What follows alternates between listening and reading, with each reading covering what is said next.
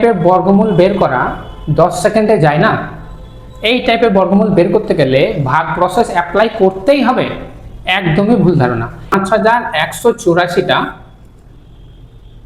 কার বর্গ, অর্থাৎ এর বর্গমূল কি হবে? তো দেখো, খুব ইজি 10 সেকেন্ডে করার প্রসেস আমি বলছি। দেখো, আমরা জানি যে 70-এর স্কোয়ার হলো 4900, তাই তো, এবং 80-এর স্কোয়ার হলো 6400, তাই তো নাকি?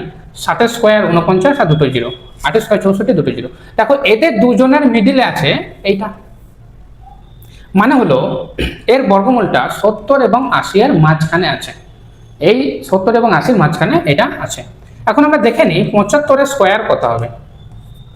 5-এর স্কোয়ার 25, আর 7 আর 8-এ 56, তাহলে 5625। তাহলে 5625 থেকে দেখো এটা ছোট, তার মানে কি 70 আর 75-এর মাঝখানে এটা আছে।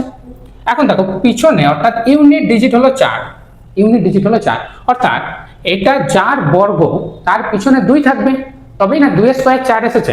দেখো 8-এর স্কোয়ারও 4 আসে, কিন্তু 8-এর স্কোয়ার এখানে আমি যেহেতু 70 আর 75-এর মাঝখানে পাচ্ছি, তাই 78-এর কথা কিন্তু আমার ভাবার প্রয়োজন, আমাকে ভাবতে হবে 72-এর কথা। দেখো পিছনে 2 আছে, 2-এর স্কোয়ার এলে 4 হবে, আর 70 আর 75-এর মাঝখানে 2-এর স্কোয়ারটা একমাত্র 4 আসে, 3-এর স্কোয়ার 9 আসে, আর 4-এর স্কোয়ার 16 আসে, অর্থাৎ 9 আর 16 তো হবে না নিশ্চয়ই 6, সো অ্যান্সার হবে 72।